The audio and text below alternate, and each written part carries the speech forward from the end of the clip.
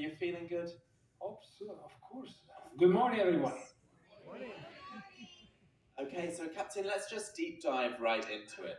Share with us from the beginning, but firstly, how long have you been working here at Princess and how long have you been a captain? I'll leave you the calculation. My first contract was 1989 on the original Sky Princess. Oh, on the original Sky Princess. I won't do the math because I work in entertainment. But there we go. And share with everyone where are you from? I'm coming from Genoa, which is north of Italy. Probably most of you know Genoa is a seaman city, famous for Christopher Columbus' hometown. So everybody knows who was Christopher Columbus as well. And I live in a small village outside town, from between Genova and Portofino.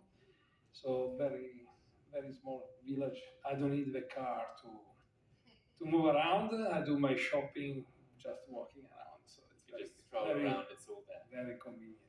Wonderful stuff. And then, Captain, share with us as well, how did it begin? So, to become a captain and to even work in the bridge at sea, you have to do a lot of studying, shoreside as well as on board. So, how did your journey at sea begin? So, I believe is when I was a young child, my grandmom and mom, they were taking me during the afternoon to play with other kids on the promenade. So, in front of the promenade, at that time, there were many ships at anchor. Plus, the transatlantic were going in and out of Genova port and passing in front of the village where I live and blowing the whistle because the captains were from the area where I live. So I think I started to be attracted to that routine and ships, etc. So when I was a time, I request to go to the nautical college, and I start to work.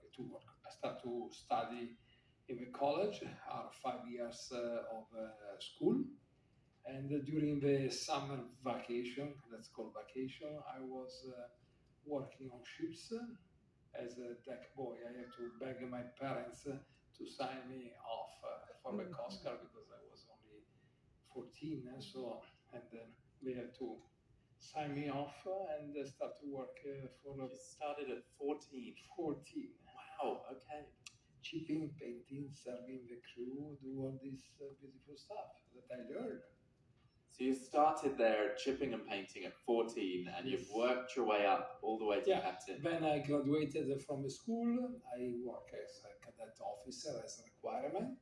Then I did my first exam with the Coast Guard. I received my license as officer of a watch. I work on cargo vessel, and then finally in 1989 I joined City Mar Princess.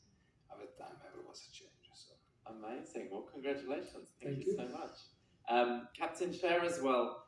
Was being a captain of a vessel, a cruise ship, was that always the goal? That was always the career path that you saw yourself? Absolutely, yes. You never thought anything else? I will never change my job, even if I have to, start again. I will choose my job. Okay. I love it.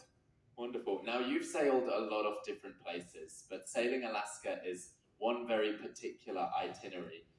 Is there any ports of call that stand out to you as more difficult than others when sailing in and out of? I treat all the ports in the same way. Are all difficult. It doesn't matter how many times we go in and out.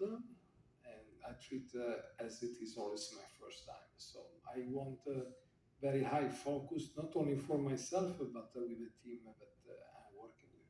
And how many people are in your team? How many people are in the bridge? Well, right now I have 4 people on watch.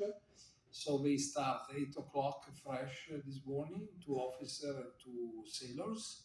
They work until 12 o'clock noon, and then a new fresh team coming at 12 noon until 4 p.m. and then the third shift starts at 4 p.m. to 8 o'clock. So then back again.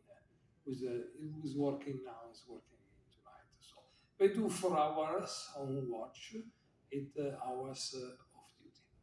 Okay, so it's a 4 and 8 rotation. Correct. And that's between the bridge officers, but we also have Yes. cadets. Then I have a cadets that are working on watch as well, and I have two officers. One is the safety that is day duty, and the bridge manager that is day duty. So he's working for arrival, departure. We do this.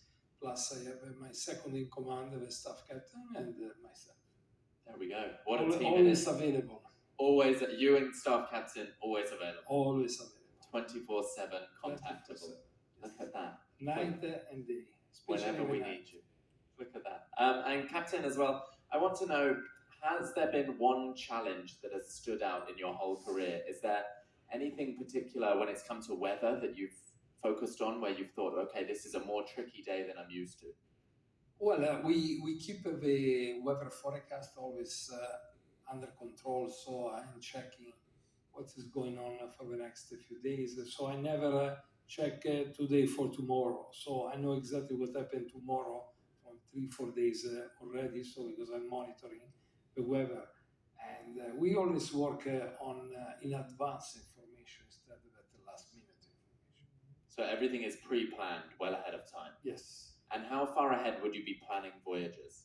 Oh, these kind of cruises were planned already 6 months ago. There we go. When I was here, my previous contract. And then with specifics like Endicott Arm that we cruised to, the most beautiful day right there, and scenic cruising in Endicott Arm, do you plan that months in advance, or do you have to recap and look over It's we never know because the ice concentration is changing on daily basis. I should say our base, which is actually more accurate. So we get information from the pilot because the pilot talked to the other pilot that have been there the day before, or has happened a few hours before us. So we get more or less an idea how much ice we are going to find in College Field, in Endicott Arm.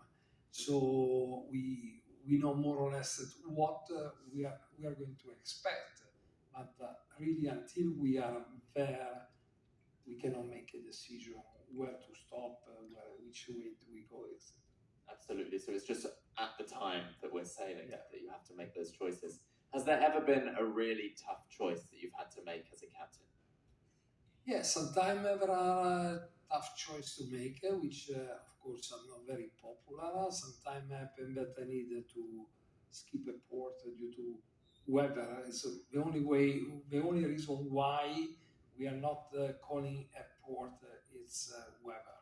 So if the weather are completely good and out of our ship performance, safety is always the first. I understand that you probably hear to call that particular port. However, I had to think about the safety of everyone. I have almost 5,000 people on board at this time between you, guest, and my crew.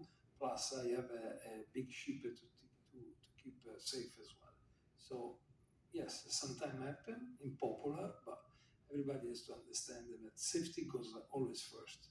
Safety is always the number one priority on board. Yeah, and we haven't had to skip any ports, but no, it is a decision that sometimes has to be made. You ask made. me if I have to make tough decisions, so that is one of the tough.